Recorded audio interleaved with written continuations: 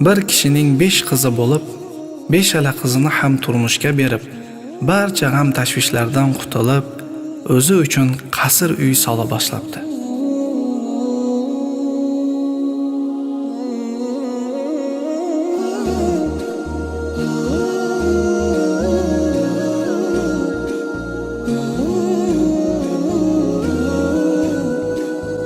Ustalardan biri hayron bo'lib, o'g'li bo'lmasa, bu imoratni kimga keragi bor deb o'ylab, qiziqib, uy egasiga savol beribdi.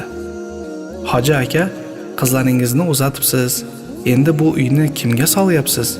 O'zingizdan keyin birorta qizingizga qoldirasizmi? Sizdan keyin bu uy g'alvali bo'lib qolmasmikin debdi. Hoji aka kulib javob beribdi. Bu uy o'zim uchun. Qizlarimga bundan ham ko'prog'ini qoldirdim. Alloh buyursa, ularning sandig'i hech bo'sh qolmaydi. Ularning boyligi mening boyligimdan ham ziyodaroq. Nima qoldirganimni ham bilgingiz keladimi, usta? Unda eshiting. Ularning har biriga yoshligida Voqea surasini yod oldirib qo'yganman.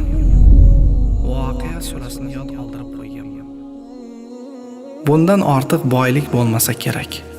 Har bir xonadonning qizi har kuni bir marta shu Voqea surasini o'qib tursa, Allohning va'dasi bor.